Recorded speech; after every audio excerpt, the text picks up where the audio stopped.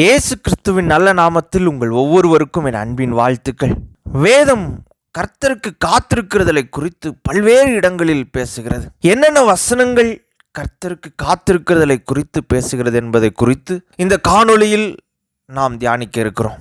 முதலாவது வசனம் ஏசாயா 40வது அதிகாரம் 30-31 வசனம். இளைஞர் இளைப்படைந்து சோர்ந்து போவார்கள், வாலிபரும் இடறி விழுவார்கள். கர்த்தருக்கு காத்திருக்கிறவர்களோ புது பலனடைந்து கழுகுகளைப் போல செட்டைகளை அடித்து எழும்புவார்கள். அவர்கள் ஓடினாலும் இளைப்படையார்கள், நடந்தாலும் சோர்ந்து போகார்கள். ஏசாயா 30:18.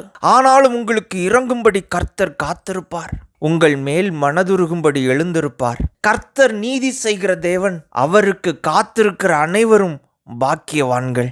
ஏசாயா 64:4. தேவனே, உமக்கு காத்திருக்கிறவர்களுக்கு நீர் செய்பவைகளை நீரே அல்லாமல் உலக தோற்றம் முதற்கொண்டு ஒருவரும் கேட்டதுமில்லை, செவியால் உணர்ந்ததுமில்லை, அவைகளை கண்டதுமில்லை. சங்கீதம் 27:14. கர்த்தருக்கு காத்திரு, அவர் உன் இருதயத்தை ஸ்திரப்படுத்துவார். திட மனதாயிருந்து கர்த்தருக்கே காத்திரு. சங்கீதம் 37:7, 9, 34. கர்த்தரை நோக்கி அமர்ந்து அவருக்கு காத்திரு. காரிய சித்தியுள்ளவன் மேலும் தீவினைகளை செய்கிறவன் மனுஷர் மேலும் எரிச்சலாகாதே. பொல்லாதவர்கள் அறுப்புண்டு போவார்கள், கர்த்தருக்கு காத்திருக்கிறவர்களோ பூமியை சுதந்தரித்துக் கொள்வார்கள்.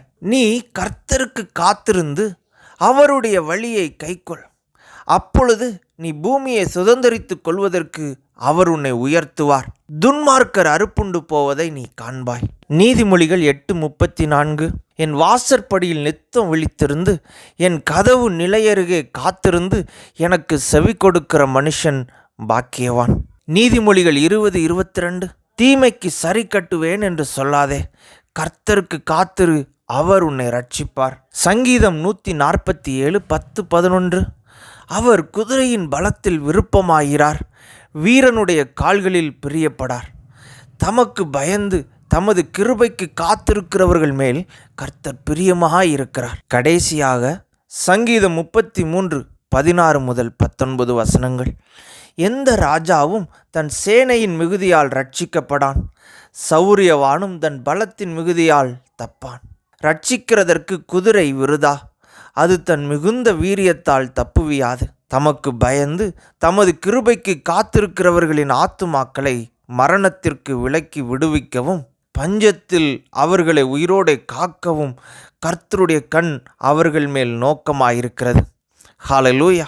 இந்த வசனங்கள் எல்லாம் கர்த்தருக்கு காத்திருக்கிறதல் எவ்வளவு முக்கியமானது என்பதை நமக்கு விவரித்து சொல்கிறது. நம்முடைய வாழ்க்கையில் பல்வேறு பிரச்சனைகள் வருகிறதா? ஒருவேளை நம்மிடம் கர்த்தருக்கு காத்திருக்கும் பழக்கம் இல்லாமல் இருந்தால், குறைந்திருந்தால் அதை சரி செய்து கொள்ள நாம் முயற்சிகள் செய்வோம். கர்த்தர் நம் ஒவ்வொருவரையும் ஆசீர்வதிப்பாராக. ஆமேன்.